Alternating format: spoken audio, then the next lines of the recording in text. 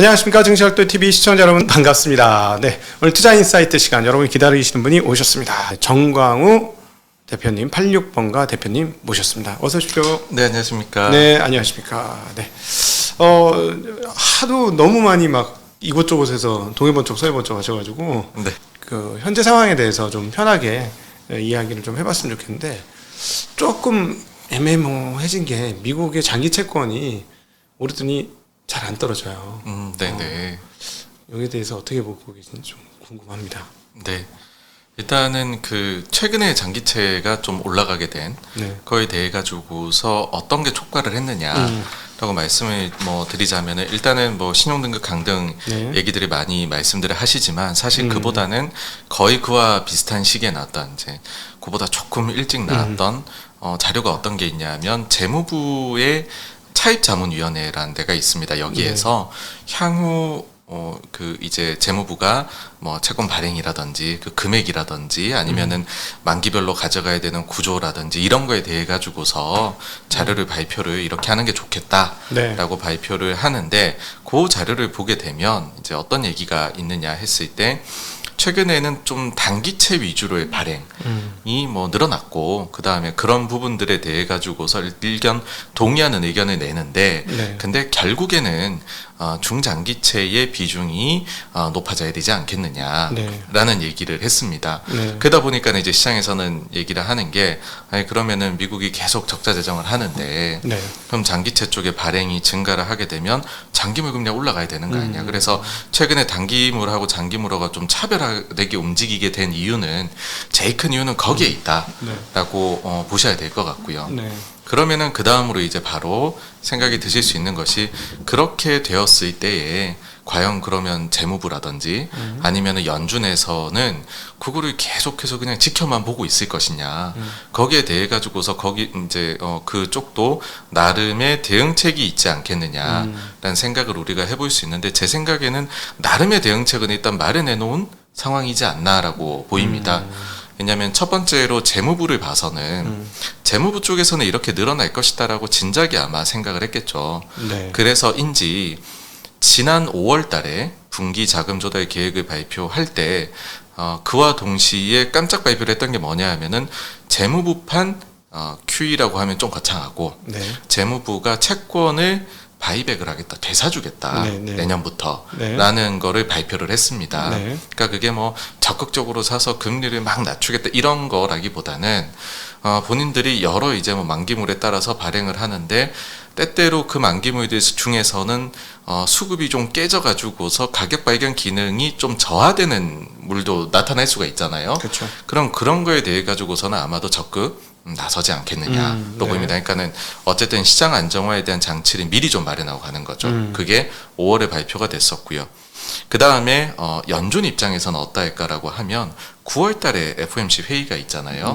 근데 9월까지는 어떤 생각이었냐 하면, 일단은 미국이 부채 한도 협상이 있은 이후에 보면 단기채 발행이 많이 늘어나는데 그 자금을 어디서 끌고 올 거냐, 유동성 위기 오는 거 아니냐 했는데, 그게 다행히도 영래포 잔고에 있던 자금들이 쭉 빠져나가서 그쪽으로 이동을 해줬거든요. 근데 영래포 자금이 계속해서 단기 자금 시장으로 잘 빠져나가려면 영래포보다 단기채가 더 높아야 되거든요. 금리가 좀 높아야죠. 그런 분위기를 계속 만들어야 되는데, 그러려면 이건 좀 매파적으로 얘기하면 그 분위기가 나오거든요. 그러니까 지금 금리보다 금리가 더 올라갈 수 있어. 가령 지난번 회의처럼 점도표가 갑자기 2회 탁 뛰어버리는 거죠. 그럼 시장에서는 지금 현재 금리보다 향후에 더 높은 금리를 예상을 하니, 그러면은 단기채하고 원래는 영래포 금리가 역전도 됐었는데 지금은 재역전돼서 단기채 금리가 더 높거든요.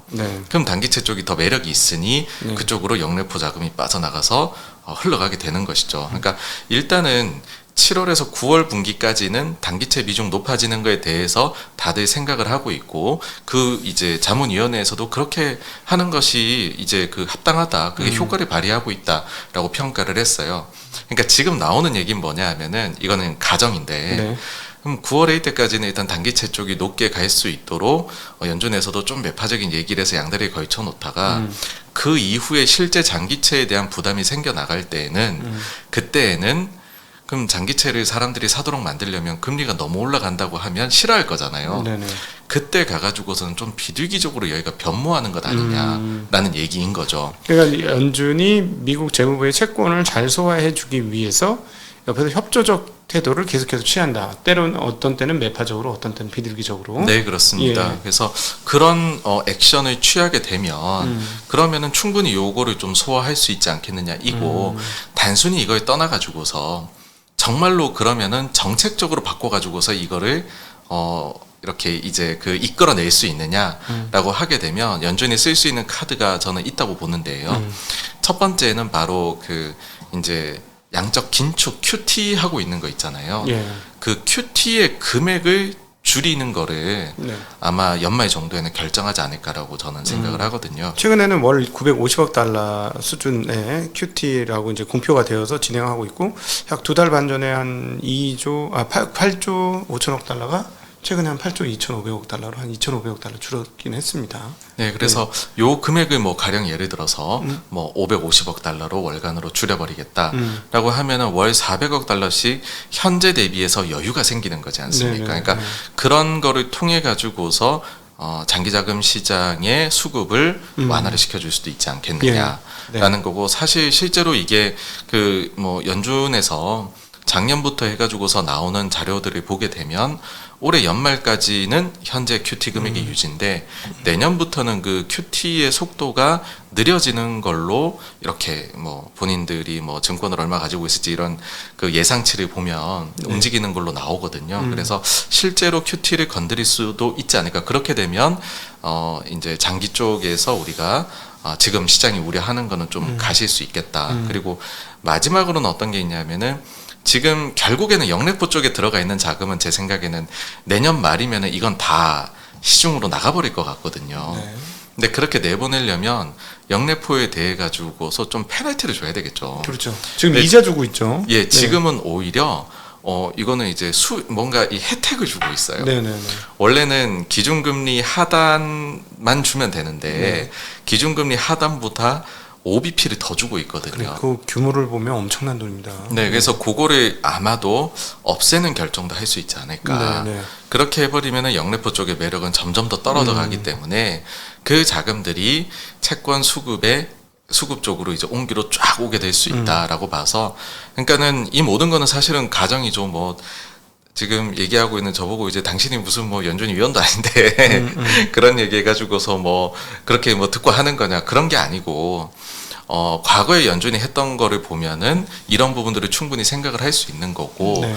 이런 카드들이 있을 때에는 이 사태에 대해서 어쨌든 뭔가 혼란이 발생했을 때 연준이나 재무부가 손쓸 수 있는 장치들이 있다라는 것이죠. 그러면은 우리가 여기에 대해 가지고서는 일단은 그런 것들을 쓸 때까지는 너무 나쁘게는 볼 필요가 없다. 네. 그러니까 정책적 카드가 있을 때에는 저는 그렇게 생각을 합니다.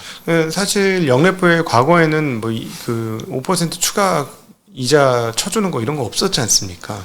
네, 그래서 이번이 이제 제로 금리를 워낙 하다 보니까 그 사이에 이제 원성이 좀 있었어요. 이거 제로 금리 하면은 영래포는 그 기준금리 하단인데 그 하단이 제로인데 이거 어떡하느냐. 그러니까는 더 준 거죠, 그때는. 네. 근데 그러고서는 지금 기준금리가 5%를 넘어왔는데도 계속 주고 있는 거죠. 그렇죠. 그러니까 그거는 사실은 언제든지 철회를 할 수 있는 요소거든요. 예. 그러니까 손쉬운 카드다라고도 볼 수 있는 거죠. 사실은 이렇게 막 이렇게 돈을 찍어낼 수 있다고 이렇게 돈을 막 주는 게 장기적인 측면에서 이 많은 부채를 과연 어떻게 해결할 수 있을까 하는 고민들이 계속 문득 들어요. 너무 많지 않습니까? 전 세계적으로도 그렇고 미국도 그렇고 부채 규모가. 그러니까는 부채에 대해 가지고서 어쨌든 고민을 하다 보니까 뭐 긴축도 하는 것이고 그 과정을 봤는데, 사실 그게 있습니다. 절대적으로 어느 정도의 부채가 적정 수준이냐라는 거는 저는 우리가 알기는 어려운 부분이다라고 생각을 하고요. 네. 다만 그러면 절대양에 대해 가지고서 명확하게 우리가 뭐 답을 내릴 수 없다라고 하면 그 추세라도 조금 변화를 주면은 시장에서는 안도감을 느끼지 않겠느냐 이고, 네. 그런 측면에서 봤었을 때는 제일 원하는 거는 사실 부채 그 자체를 절대적으로 줄여 나간다. 이건 굉장히 디플레적이거든요. 네. 그거를 사실은 과감하게 쓸 수 있는 정부나 아니면은 중앙은행은 저는 적다라고 생각을 해요. 네. 그럼 현실적으로는 부채는 사실 가치가 고정이 되어 있거든요. 근데 우리가 인플레라든지 자산 아니면은 임금이라든지 소득 이런 부분들은 변동하는 요소들이잖아요. 그러니까 부채가 변화하는 것보다 다른 요소들을 조금 더 많이 변하도록 만들어 버리면 그렇다면 그것은 네, 그럼 인플레이션을 부채의 실질 가치가 떨어져 버리는 거죠. 인플레이션을 일으킨다. 그러니까 인플레이션도 근데 너무 일으키는 게 아니라 가령 예를 들어서 뭐 인플레는 2%인데 부채 증가율이라든지 그런 거는 뭐 그와 비슷하거나 약간 낮게. 근데 소득은 실질 소득은 그보다 조금 더 높게 해버리게 되면은 사실은 그렇게까지 불만을 가지기는 어려운 네. 상황이 되겠죠. 그러니까 지금도 보시게 되면은 그 결국에는 명목 성장률이 확 올려놔 버리게 되니까는 코로나 이후에 풀었는데 그 이후에 부채 비율은 또 좀 떨어지는 것도 나타나는 거거든요. 그래서 요 부분에 대해 가지고서는 사실 저는 그래요. 그 예전에 부채가 그럼 60%일 때 문제냐?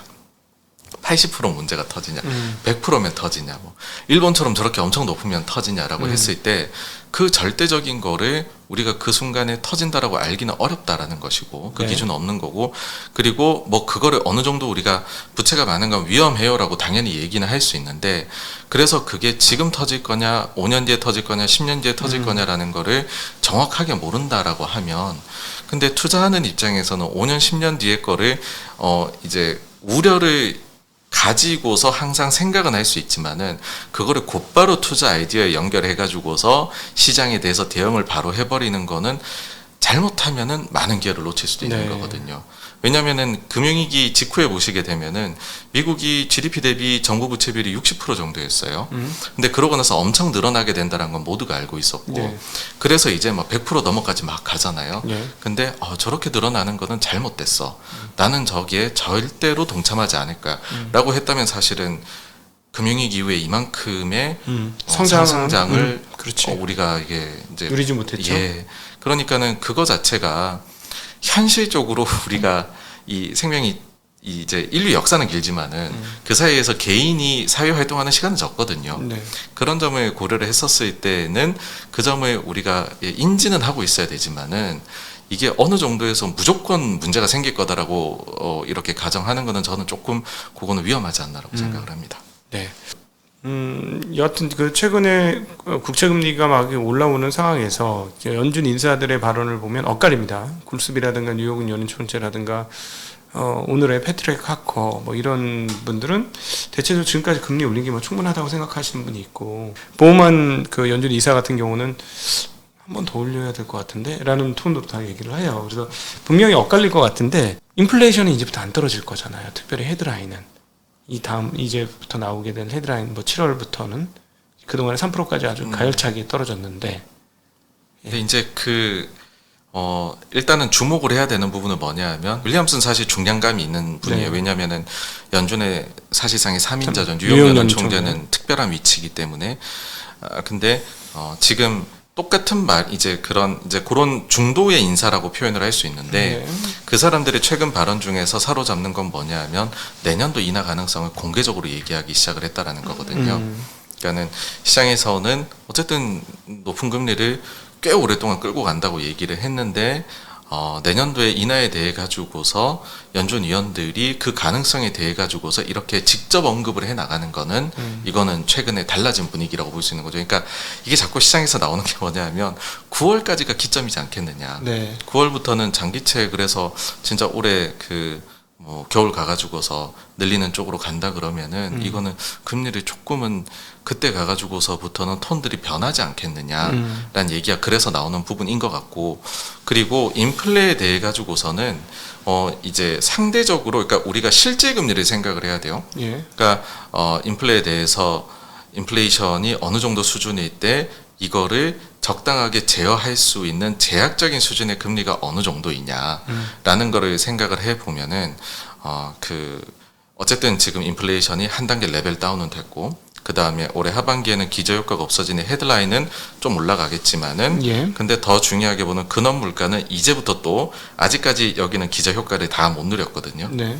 가을 겨울까지 내려갈 거란 말이죠.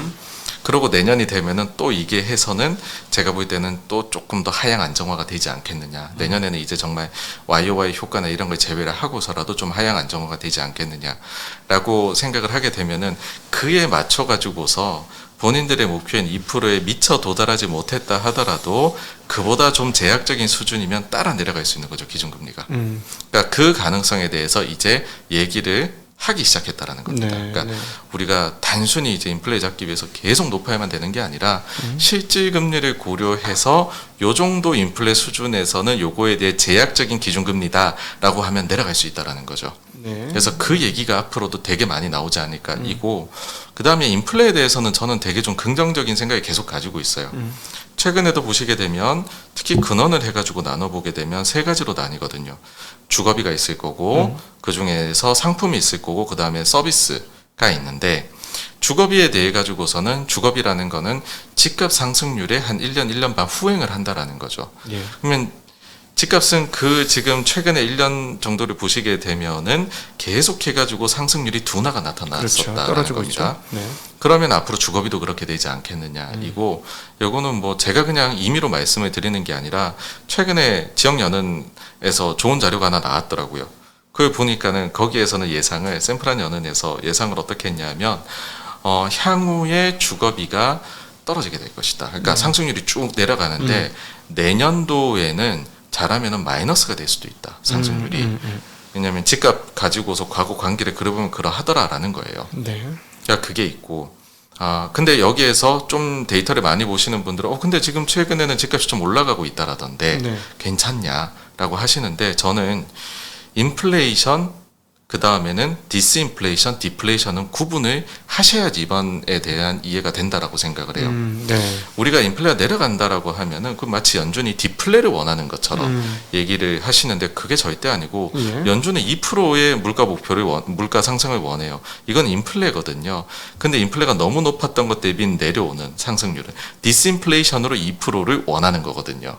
그러니까는 집값이 좀 올라가는 거가 과거에 이제 코로나 때를 제외하고 과거 수준 정도다라고 하면은 용인이 될 수 있다라는 거죠. 그거는 그때의 안정적인 인플레 때의 집값 상승률에 불과한 거니까. 근데 지금 최근에 몇 달간 전월 대비 올라갔다라고 하는데, 그거를 연율화 12개월로 연율화를 해봤자 과거 코로나 이전에 5년이나 10년 평균보다 집값 상승률이 지금 낮거든요. 예. 그러니까 아직 걱정할 단계나 이런 부분들은 아니다라는 거죠. 오히려 그렇게 해가지고 올라간다 그래도 1년 반 뒤에도 여전히 그거는 디스인플레적인 걸 나타낼 수 있겠다라는 거고, 두 번째로 코어 근원 물가 중에서 상품 쪽을 보시게 되면은 이번에는 상관관계가 뭐랑 크게 나오냐 하면은 그 공급망 쪽입니다. 네. 뉴욕 연은에서 개발한 게 있어요. 이제 공급망 압박 지수라는 게 있는데 예. 코로나 이후 개발을 했거든요. 근데 그거를 보게 되면 그 지수가 근원 물가에서 상품 있잖아요.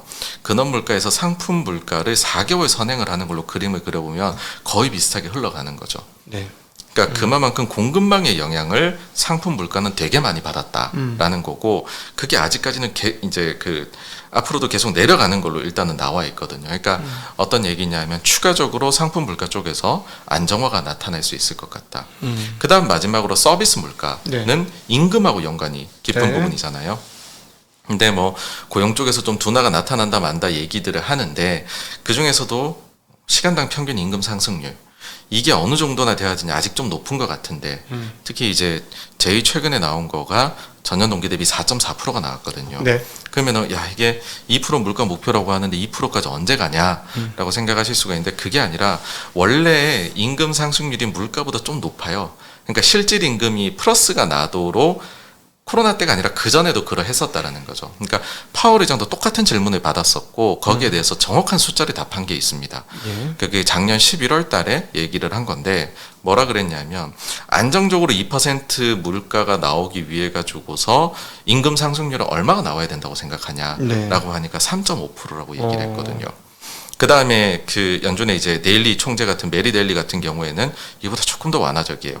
3.5에서 4%면은 2%의 물가 목표 달성 가능할 것 같다. 이거든요. 그게 지금 4.4거든요. 그러니까 이게 그렇게 멀지 않은 숫자입니다. 네, 그래서 물가에 대해 가지고서는 생각보다 많이 왔고, 네. 디스인플레적인 부분에 대해 가지고서 고려를 하면은 이제 연준이 내년부터는 정말로 기준금리를 내릴 수가 있는. 그리고 올해 9월부터는 장기채 쪽으로, 이제는 단기채 쪽으로 막 이제 영래포 자금에서 장기채 쪽으로 빠져나가겠다면 올해 겨울부터는 또 전략이 살짝 바뀌는 거죠. 그런 지금 구간에 이런 거를 좀 보시면서 연준을 바라보시면 네. 더 재밌게 보이시지 않을까라고 생각합니다. 개인적인 의견은 이제 거의 다 왔고 9월 달에는 금리 사실은 7월 달도 금리 인하 쉽지 않을 거라고 보시지 않았습니까? 인상하는 부분이요. 그러니까, 예. 그러니까 사실 저는 굳이 더 올려야 됐을까라는 생각은 해요. 네. 왜냐하면은 그러지 않더라도, 그러니까 제가 이제 인플레이션에 대해 가지고서 더 좀 장밋빛을 그리고 있는 거죠, 사실은. 네. 그렇다라고 하면 5%가 넘어간 수준만 되어도 충분히 제약적인 금리이지 않을까라고 생각을 한 거죠. 왜 그러냐면 저는 기본 기준이 그 근원 PC 물가 대비 해가지고서 1.5% 정도 높게 기준금리가 돼 있으면 네. 그거는 일단은 제약적인 금리 수준이다라고 보거든요. 왜냐하면 그거는 딴 게 아니라 과거의 평균이 그렇습니다. 그러니까 근원 PC 물가 대비해서 기준금리가 한 1.5 정도가 높거든요. 그 정도가 도달해 있으면은 일단은 평균 수준은 간 거니까 그러면은 요걸 가지고 어느 정도 제약적인 수준으로 가능한 게 아닌가. 그러면 그게 5가 좀 넘어가면 그 정도 나오거든요. 왜냐하면 연준이 뭐 연말에는 예상을 3% 중반 정도로 근원 물가를 해놨으니까. 그래서 뭐 저는 거기 수준에서 지금 도달해 있는 상황에서는 그리고 이런 식으로 감론 해박이 막 나오고 있다라는 것 자체가 제약적인 레벨이다라고 그렇게 생각을 합니다. 사실은 5.5%면 제약적이 아니라고 말할 수가 없는 상황 아니겠습니까?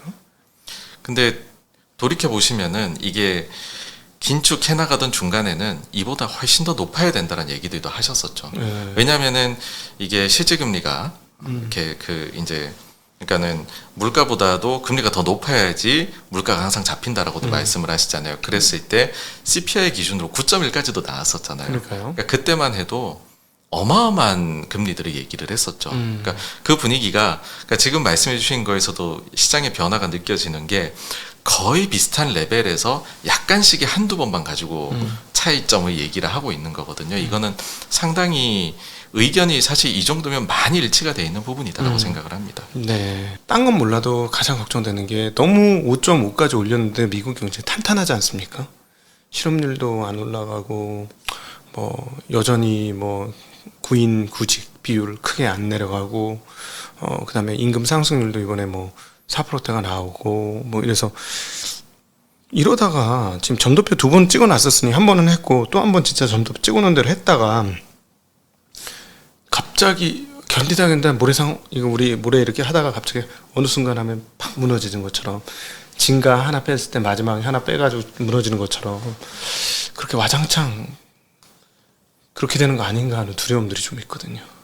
그러니까는 그러지 않기 위해서 이만큼 노력을 하는 거다라고 생각을 해요. 네. 그러니까는 지금 긴축이 크게 이제 3단계로 나뉘게 되거든요. 그러니까 이번처럼 물가 상승이 굉장히 높게 나올 때에는 첫 번째에는 뒤도 안 돌아보고 0.75, 0.5 팍팍 올려 나가는 거죠. 그러다가 이제 최종 금리 레벨에 거의 다가와 가면 이제 살살살 바른 거죠. 0.25씩 올리고 또 한번 스킵을 했다가 또 한번 올려보기도 하고 그런 식으로 하는 거는 본인들이 쓰고 있는 정책이 분명히 말씀해 주신 대로 이게 시차를 두고서 정책이 반영이 될 건데 네. 그 시차에 대해 가지고서 조금씩 이제 두고 보고서 정책을 쓰고 싶은 거죠. 그러면서 그 중간에는 사실 실리콘밸리은행 사태도 네. 있었죠. 그때에는 이거는 잘못하면 크레딧 이거는 그 이제 신용 쪽에서 네. 갑자기 경색이 발생할 수도 있지 않을까? 그러면 그 점도 한번 좀 눈여겨봤다가 그 사이에는 보시면은 갑자기 뭐 그 이제 연준의 급전을 확 이렇게 시장에 투여를 해버렸잖아요. 네. 그런 걸 통해 가지고서 아주 조심스럽게 살살살 달래가면서 저는 연준이 이제 두 번째 단계에 접어들었으니까 최종 금리가 정말 얼마가 적절할까 네. 거기에 대해서 아주 조심스럽게 움직이는 단계가 지금 단계이고 그러기에 충분히 아주 조심스러운 움직임을 하고 있다라고 생각을 합니다. 네.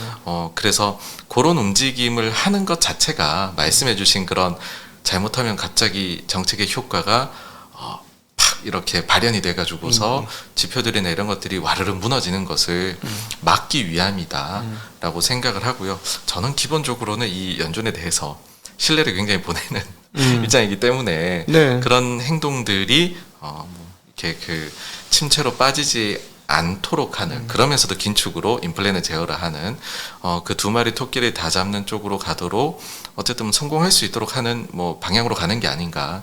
이제 마지막 단계가 뭐냐 하면은 이제 최종금리를 찾은 거죠. 네. 그리고 그거를 얼마나 오랫동안 해야 되느냐. 이걸 이제 논의하는 자리가 될 겁니다. 네. 그러니까는 그 단계에서도 또 조심스럽게 저는 연준이 아마 행동하지 않을까라고 생각을 합니다.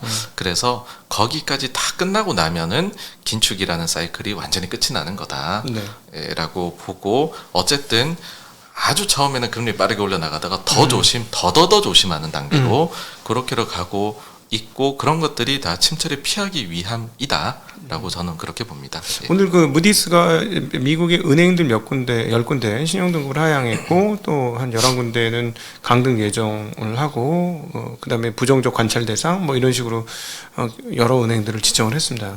꽤 많은 은행, 30개가 넘는 은행인데요. 토탈. 사실 한쪽에서는 지금 위험이 점점 커지고 있는 거 아닌가? 미국에서. 네. 그런 생각 많이 드는데요. 그러니까 사실 이제 무디스에서 요번에 한 거는 지난 SVB 사태가 터지자마자 미국 은행 시스템에 대해 가지고서 전망을 안정적에서 부정적으로 낮췄거든요. 네. 그러니까 그게 딱 있었을 때부터 했던 이야기가 뭐냐 하면 저러면은 몇 군데는 바로 등급 강등 되겠다라는 거고, 그러니까는 그거는 이미 시장에서 많이 소화된 이슈라는 거죠. 네네. 사실 이번에 보면서 좀 그런 생각이 드실 것 같아요. 아니 SVB 사태가 터지기 전에 내렸어야지. 다 터지고 SVB는 딴 데로 넘어가 버리고 그 뒤에 뭐 다른 몇 개 은행들도 지금 네. 문제가 된 것들이 다 인수합병 돼버리고 중소은행 중에서도 지금 합종 연행이 막 일어나고 이미 연준은 여기에다가 급전을 집어넣었다가 그 중에 상당 부분은 다시 본인으로 다시 이렇게 회수를 한 상황에서 예. 이렇게 얘기를 하는 부분은 사실은 이거는 이제 좀 선제적으로 레이팅을 매기는 기능을 만약에 이렇게 그 기대를 하셨다라고 하면 그거랑 거리가 먼 거죠. 그러니까 이미 우리는 실제로 은행들이 그 이후에 2개 분기 실적을 발표를 했고 은행들의 예금이나 아니면은 대출 추이가 어떻게 변화하는지를 보면서 복합적으로 판단을 하고 있는 거죠. 그러니까 그런 쪽에서 봤을 때 중소은행들이 역시나 아픈 손가락이면 분명하고 그 중에서는 여전히 급전에 사용하고 있는 약한 고리에 있는 은행들이 존재한다는 거죠. 네. 다만 큰 문제들은 많이 해소가 되었고 그 다음에 중소은행들이 다행히도 예금 측면에서는 뱅크런은 발생을 최근에 들어서는 안 하고 있는 상황. 그러다 보니까는 일단은 조심해야 함은 분명 하나, 그거를 그냥 조심스러운 눈빛으로 계속 지켜 이제 보자. 다만 저는 이걸 괴종식에 비유를 하는데 우리가 모르는 사건이 큰 사건이 터진 거죠. 뭐 은행이 망했으니까요. 네. 처음에는 이게 진짜가 이렇게 크게 움직이지만은 갈수록 움직이긴 하지만은 줄어들잖아요. 네. 그러니까 지금의 은행 사태는 그렇게 흘러가고 있는 것이 아닌가라고 저는 생각을 합니다.